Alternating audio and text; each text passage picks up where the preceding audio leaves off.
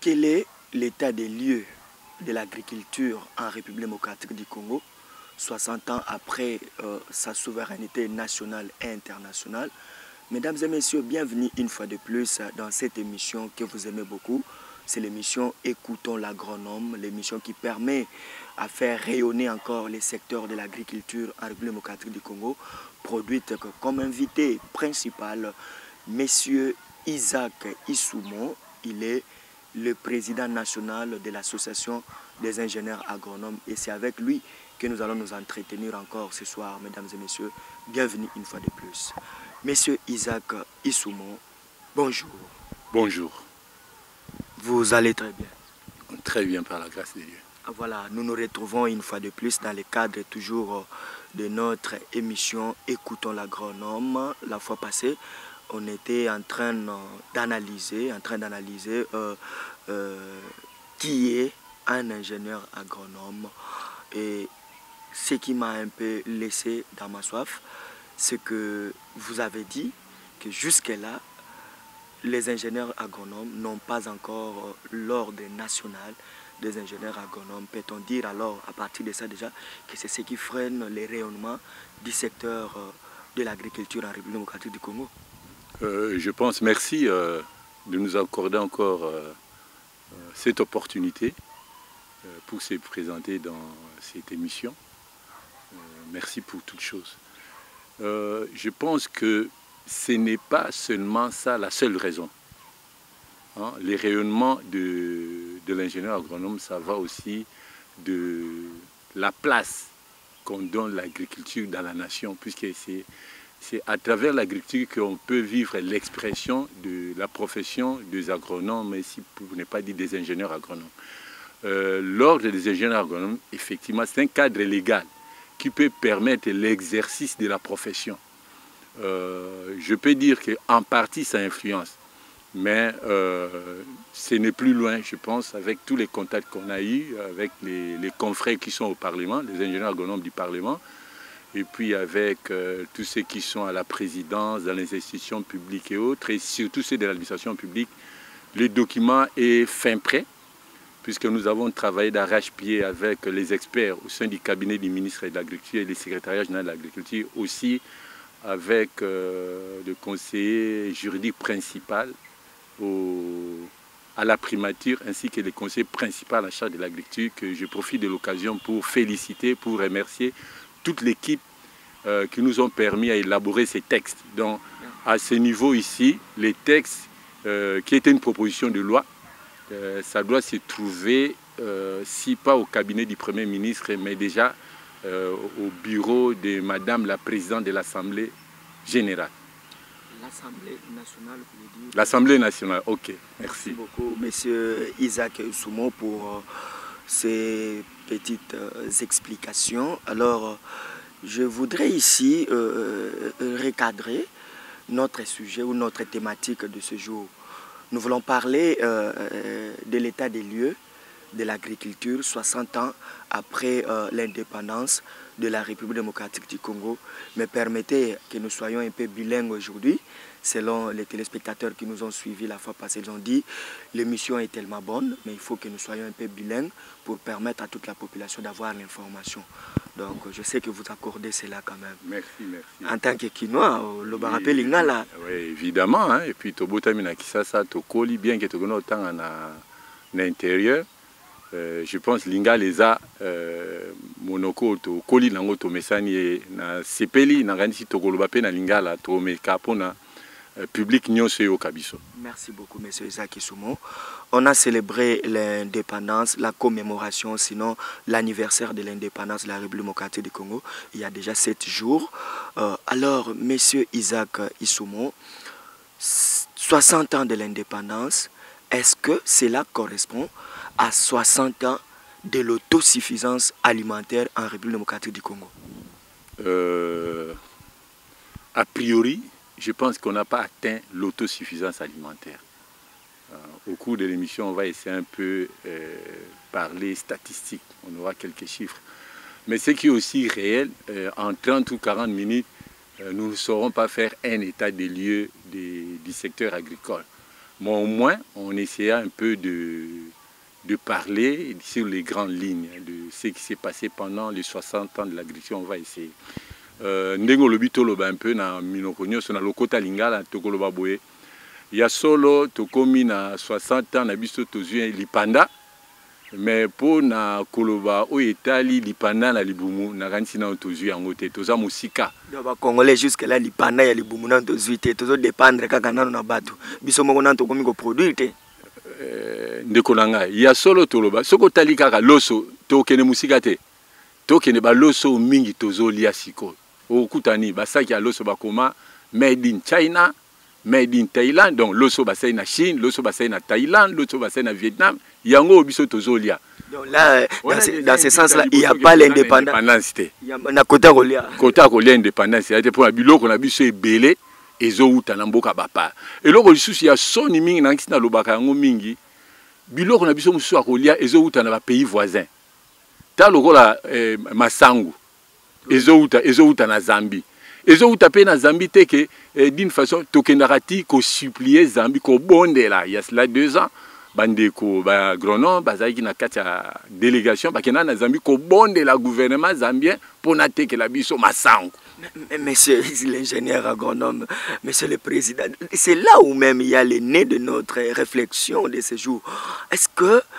Qu'est-ce qui a bloqué le secteur de l'agriculture 60 ans après? Si vous dites qu'aujourd'hui, le secteur n'est pas rayonnant, si vous dites aujourd'hui que le secteur, il n'y a pas l'autosuffisance alimentaire, alors le vrai problème qui a freiné cette croissance de l'agriculture, c'est quoi? Nakoyi koloba boye na lingala tokobenga ngo na français toloba politique agricole. Donc et ça les li ya kotambusa musala na bilanga oyo l'état aza kosala. Soki tostali misala ya bilanga na mboka na biso depuis création état indépendant du Congo en 1885. Tango Léopold de Ayaka, effectivement, il y a kuna paysan na makambo mabe mingi tokoloba puisque asalisaka misala mususu ya bilanga awa na ndenge ya kokatela bato etumbu bakata bato maboko pona makambo ya caoutchouc et EVA. Mais on a tout le battu puis c'est pour la politique. Au moins tant mondela yaka liboso tango abandaka musala na bilanga abandaki ko récolter oyo akutaka. Yango na ndesaka politique. Mais na simana yango aye koluka ndenge nini olezala nini ya kokota na kati ya zamba ya kobuka biloko aye kosala ndenge nini tokoki ko banosala état indépendant du Congo ekoki ko banosala bilanga po ete ebota bambuma. On a tunde tolobi politique agricole. Donc ezalaki na ndenge moko bango babandaki kosalela mosala. Yango wana komona na libandeli na bango batindaka ba expert. Ba ingénieur agronome ba parcouraka Congo mobimba. Pona batala o etali mabele, o etali ndenge mbule betaka, o etali banzete o ebotaka. Recherche agronomique. Et y a maliboso. Nous sommes à l'état indépendant du Congo. Oui, ce que tu dis, état indépendant du Congo, en 1933. Voilà. Puisque Owana ezalaki période moko ya exploration. Voilà, jusqu'au Congo belge. Ouais, parce que 1933 nous sommes déjà dans le Congo belge. Le Congo belge côté en 1907. Voilà. Tango ba belge bango mo bazui ezalaki na ndenge oyo bango basalelaki pour être titan to comme en 1960 tous en ba résultat tous aki na mon époque wana. Tokomona ba décision belé izwamaka. Par exemple en 1934 ba créé INEAC, Institut national d'études et de recherche agronomique du Congo belge. Là c'était en 1934. Mais avant yango ekota, au moins babandeki déjà ko procéder basaki déjà jardin ya yala, jardin botanique ya yala. À travers Congo Mombasa d'exploration, bakomi kosala makambo ebele. Okomona basaki CSK, compagnie du Sud Katanga. Oye bandeki kosala bétude. Oye tali banyamanini bakoki kobokola. Ozomona, tango basali politique wana nyonso. Mais ça qui pété hein, puisque biso tozo quand ça crise et salami lelo non. Na première guerre mondiale. Gouvernement belge à l'époque, toza colonie pour na ko soutenir armée, guerre, effort de guerre et ça na colonia. Il y a une culture à côté kota kamakasi. To leki wana na 1929, crise et salamaka. Crise ya makasi. Crise et salamaka ya makasi. Bango pe baluka ba décision bazwaka na période pour na makamba bilange kende liboso, bango basani, balobi ba réduisaka coût ya transport bakamati ba paku oyo etali ba taxe likola makamba bilanga ba réduisaka yango décision ya monene baya kozwa ezaka na 1933 baye kosala ordonnance oyo créé paysanat ezaki donc ba regrouper ba indigène et puis ba pesi bango motuya ya biloko esengeli bango ba lona pona nini pona bilei na bango moko et puis pona bateka ba paysanat on a basala en 1933 donc au moins effort wana nyonso ba belge basalaki ya on attend to commune indépendance batiki Congo pays moko fort sur le plan de l'agriculture. Sur le plan de l'agriculture. Alors là, nous devons aussi interpeller aussi les dirigeants, les gouvernants actuels et même les autorités actuelles. Il faut dire, selon ce que vous venez de dire là tout de suite, que les Belges ont laissé un Congo, une RDC forte sur le plan de l'agriculture. Effectivement, les sous-sols, les sols les sols dessus au sous-sol. Bango déjà en 1951, basi batenda kininoana. Puisque production agricole, les chiffres peut-être, je n'ai pas ça, mais production agricole, c'est que le produit agricole est bandé au côté de la colonie et les cas qui na musika, pas na musika, effectivement, c'était dans les 9 millions, 8 millions, 9 millions et quelques francs congolais par rapport à oyo mine et bandé coupé ça. Alors, ceux qui ont des statistiques, il y a un globalement, peut-être un cadre de à cette époque-là, tu verras un Congo fort dans la production du café, de l'EVA, du coton, du caoutchouc, du cacao. Tout ça qui parmi les premiers producteurs. Et on exportait beaucoup. Le paysan a produit pour Nayemoko Alia, hein? Et puis, aza pays mobimba eza kote kanali banda pour na misolo ekota na kati na mboka. Le banda wana kino lelo secteur et agriculture ezalaka remonter te pente nango wana ba remonter yango te. Et kitaka nango kaka mbula na mbula. Pona nini? Toke kita dans l'enfer. Taka pona nini? Tokomona ba résultat. Peut-être na luka moi document na tanga chiffré. Pona mbula na mbula tokoti na makamba ba programme oya yo projet de relance tel oya yo programme national oya yo Picagel oya ye dans tout ça des gros montants mais eza ko kende place abatu baza na besoin na ngote et comme il so ba kino banque mondiale a disposé 10 millions de dollars ou bien 100 millions batumo ba ke ba komi ba français na bango l'essentiel ba justifier projet EA projet ngo petango politicien no sa komi na projet bilanga wana tout tango ko ya ba bénéficiaire baza batu nyos moi nazo défier motu nyos ba kamata ba projet tout ya na secteur agricole total réellement ba montant wana ba pesa ceux qui ba bénéficiaire ezara réellement ba paysan ba monter zo de plus na frais de fonctionnement seulement ba paysan mais la population congolaise. Mais papa au finish c'est quoi il y a to robate tant to ça la bilan nutritionnel ya mboka oyo ndé place roba scandale ça un ménage sur 2 na mboka oyo baza na nzala bazolia malamu te un ménage sur 2 ozoyoka ceux qui toquent na croissance ya bana 23%, je pense 23% ya croissance ya bana croissance pondérale poids ya bana ekokite 8% ya bana o bazana âge à moins de 5 ans bazana kati insécurité nutritionnelle aiguë ba chiffre ça ba indicateur réseau là qui na yebso déjà sur 50% population bazolia malamu te mais indice musa donc agriculture paramètres, facteurs réseau là qui sont réellement que musala agriculture réseau tambola malamu eza batu baza kolia malamu donc bokoko ya bolobi ba projet botangi banque mondiale a pesi autant ça ce sont des chiffres les places facteurs paramètres concrets au bazo ba que ministère agriculture réseau sango musala ngo malamu eza soki batu bazolia malamu soki batu bazolia malamu te engelo ba ministère agriculture ezo tambola malamu te. Merci beaucoup. Alors problème sous sa moutouya. Oui. Même boutier ingénieur agronome boutier wana, ça ne suffit pas. Budget à l'État. Na yebiso lelo, kene na ministère agriculture. Ba direction OESA na ministère agriculture, ba direction opérationnelle. Combien bazana mituka? Combien de directions bazana mituka lo bakeno et déployer personnel technique et que nous ça a suivi.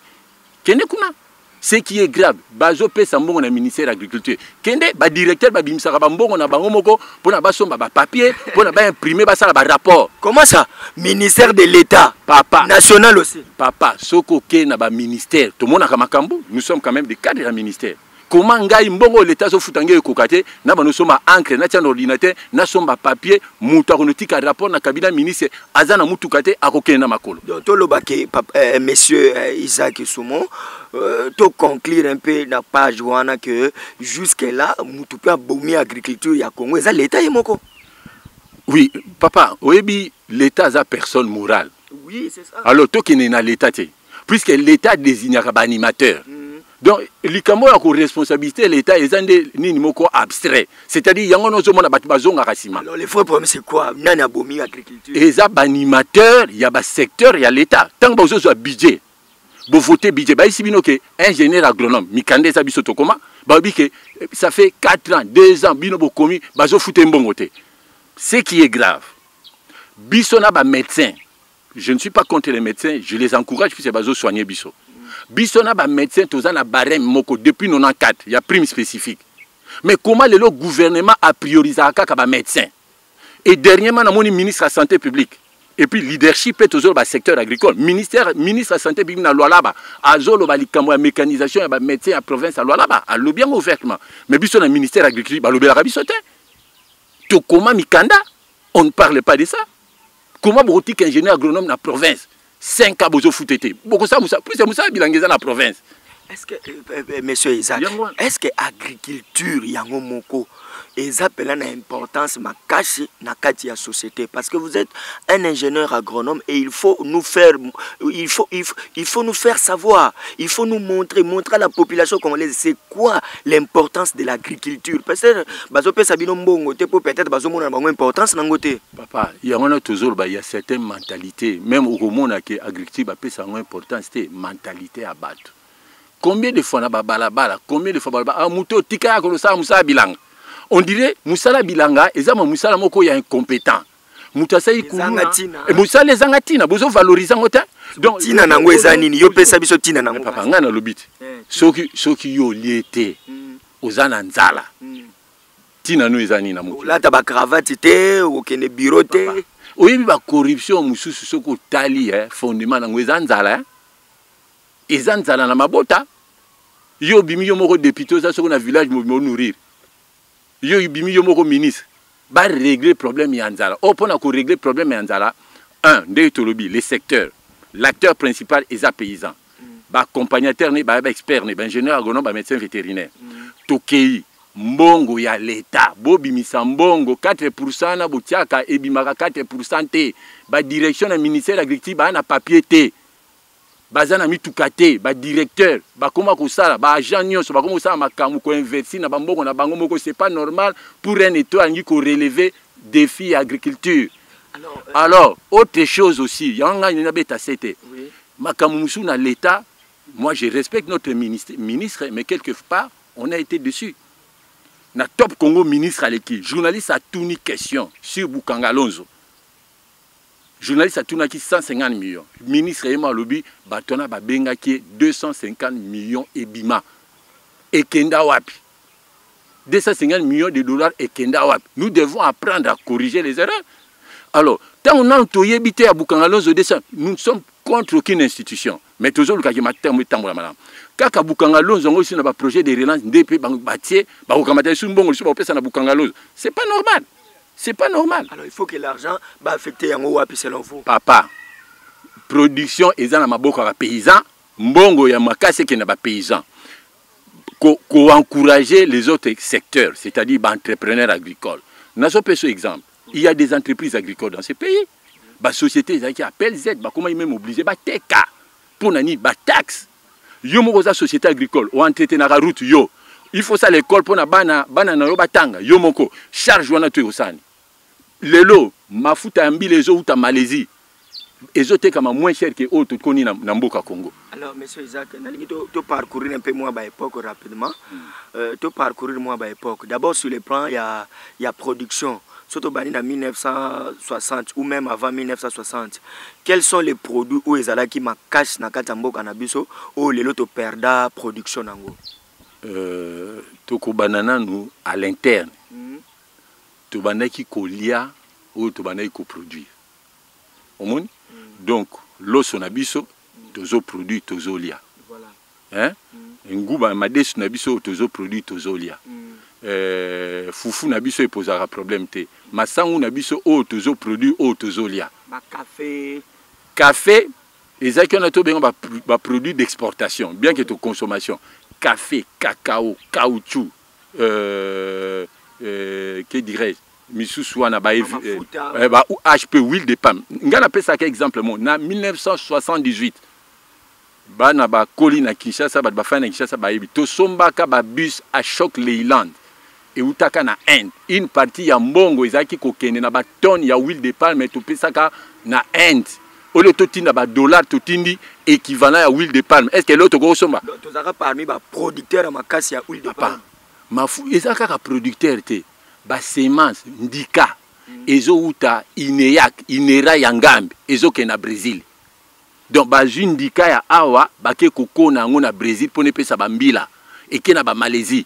Mais les leus à la rasoute. Les leus à raté. Pour na biso recherche ezate. Donc, quand tu recherches, il y a comment tu vas boire qui ça donne, tu même pas importance. Oh, ma camona, tu ne ça donc, dès que tu le biboué, dès qu'on a une responsabilité. Il y a un moment à tout bêta cassette. Nous sommes contre personne. Politique, désignation, il y a un animateur, c'est très important. Il y en a toujours un peu de agronome, tu changer fusil de port. Pour na toko taper place ba décision et joie makato que nous kobunda kuna. Il y a on a félicité bandeko tout on en a maintenant à peu près 11. Oh baza ko accompagner biso na action toujours ça na zo pesa bango coup de chapeau. To yamba bango pe na émission wa. To yamba bango na émission ba yako. Voilà. D'ailleurs lobby na félicité bango nyo surtout na séance de travail mon direction production végétale. Oh pe un confrère azako kamba yango. To zaki kuna basala ki biso moi l'exception misali salami pour la campagne agricole. Nangina beta c'était beau.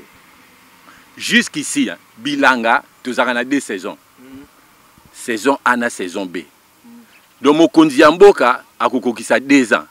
Donc a déjà à saleli 4 saisons. Hein? 2 ans veut dire 4 saisons agricoles. Donc par année c'est 2 saisons. 200 à saleli 4 saisons. Atika il y a 3 ans. Il y a 6 saisons. Alors, à ça, l'attention. Pour la biso en tant que technicien, tu as la production agricole. Tant que mokonziambo kazoa ki bokondinaye. Il y a maïs, ezaki combien? Il y a riz, ezaki combien? Il y a nini, ezaki combien? Tant que ya kotika, to kamati. Il y a ngonde ko like ça réellement asali musala malam. Sur le plan, il y a agriculture. Il y a agriculture. Tout le monde y a asali musala malam. Ce qui a réduire, ce qui a augmenté production, engelo ba to ko réduire importation. Mais ce qui augmenté production c'est à peu près 2 milliards yambongo ya misolo à l'état et qui n'est importation. Tala makamba soni ministère de l'agriculture biso za ingénieur agronome na ministère de l'agriculture mais so ba pesa biso biloko na suka na mbula bako somba riz thaïlandais. Or tozana programme obimana programme national riz PNR. Mais pas comme attends, on va tchatana PNR a produit l'os pour na fonctionnaire nyons. Oh ba na kolia l'os ya biso. Ya biso moko. Mais ba on kamata des millions ba kena Sosimex ba pesi bambongo to so et puis année passée na agriculture l'os en coûte comment raté. Donc il y a eza na makambo ya motuya. Oui, sengeli pe batu ya mayele o ba sali makambo wana bazwa bisika. Tanga ba ministre provinciaux nyonso. Bah, mais ingénieur agronome bazate so baza ou bien mi balé to misad mais bo pesi licencié en histoire bo pesi agriculture ministère provincial les ande secteur opérationnel mais bozo tia ba technicien te botu asali soko philosophie asali papa mbo philosophe na ministère de l'agriculture bako tia même papa bako tia même un médecin oui hein papa budget ya mboka soki batia ngo tende ba signaka na Maputo au moins comme à 10% na kati ya makamba bilanga. Réponse est aux alatés. Oh, le ministre Azosala, on les félicite. Il a dit qu'il va se débrouiller avec le moyen, puisque le budget n'est qu'à peu près 4 milliards. Mais je ne pense pas na ba procédure wana résultat aux alatés. Merci beaucoup, monsieur Isaac Isumo Bazosala biso vraiment signe que tous comme na souka ya entretien na biso. Je pense que émission to bandi yango isa bilan to sala. To banyango mettre suki sango bongote mais sinon au prévoyait qui moi quelques chiffres le baki fallait pesa ba imbo par rapport à état des lieux et agriculture ce qui rapidement au ko pesa ba imbo ka moi quelques chiffres au prévoyait qui au parcourir moi ba époque rapidement ça non nous état actuel point tous en moi idée hein point tous obi kinzaleza voilà puisque tous les chiffres, on ne peut pas les retenir, je peux lire.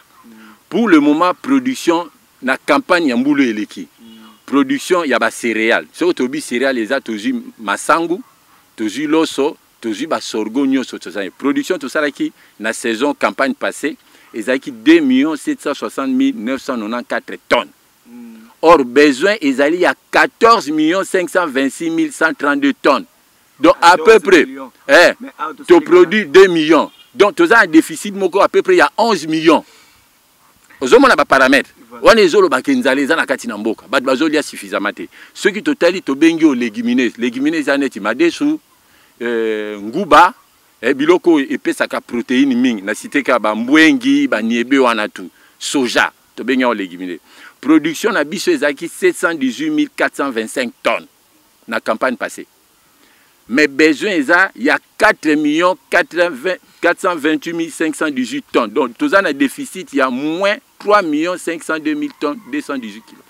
Donc aux hommes ba paramètre on a des eaux là qui sont musala bilangezo tambolate. Tout ça ko yana sentiment. Alors ce qui te souk ici et loko moi au tout ça ngona moi autosuffisance eza manioko. O to bengi tubercule. Wana to tie kaka manioko te to tie mbala, to tie pomme de terre, to tie o ba bengi ni taro. Biloko on a tout au sangisi biso to bengi ngo tubercule. Alors, production à tubercule, tu as 20 282 000 tonnes. Or, besoin de 13 180 000 tonnes. Vous avez un excédent, il y a 7 millions. Il y a un au monde qui ceux qui ont un pays frontalier. Ok, na Brazzaville, ok, na Angola, ok, na Centrafrique, ok, na Sud-Soudan, ok, na Foufou, ils ont traversé les frontières. Vous avez donc, on est à biloko, ils ont tout. Où tous anango tokoki ko innover, ko protéger, ko renforcer. Et puis production même tolobi boé, ils a payé en baisse. Na normalement n'est tout ça. Mais pour la ko souki ça. Tozo senga ka ke loko monko. Budget ya makamba bilanga batsungi sango mbongo ekote beli ba directeur ba service à l'état agriculture batiko bimisa mbongo na bango pour la sala rapport. Donc ils senga mbongo ekota. Ba mbongo ngo peso ekoti pona moni musala bilangeza musala saison bokoki kokoma ba français na bino bien soki boyo bimisa ba engrais na novembre papa moye botia ngo te eza na tina te donc budget à l'état il faut bima na moment où peut besoin eza et puis bima na ngonga o ekeseni ekoki et puis bateau bazo sa musala na bo kipe ba agronome puisque chef de l'état wana penza tozolo ba kondiambo ka ba kipe ba agronome. Bagronome baza abandonné, baza impayé, baza sous-payé. Et puis bazangi bisa lelo ya misala. Ceux qui te tiennent ba moyen, place agronome, place à paysan, to bongisi ba route, na kanisi makambo ya nzala na Congo ekosila. Merci beaucoup monsieur Isaac Issoumou. Nous rappelons à nos téléspectateurs que vous êtes le président national de l'association des ingénieurs agronomes de la République démocratique du Congo, ASIAC en sigle. Voilà, avec vous, nous avions eu à analyser cette thématique. Nous avons fait un bilan par rapport à 60 ans de l'indépendance. Quel est l'état de l'agriculture en République démocratique du Congo? Est-ce que nous avons atteint l'autosuffisance alimentaire? Alors, vous qui aimez cette émission, il faut juste nous appeler par le numéro qui s'affiche en bas de votre écran pour réagir à cette émission. Vous êtes ingénieur agronome, vous voulez aussi participer à cette émission. N'hésitez pas à appeler nous. Vous avez des suggestions, vous avez des propositions en tout cas. N'hésitez pas à appeler nous.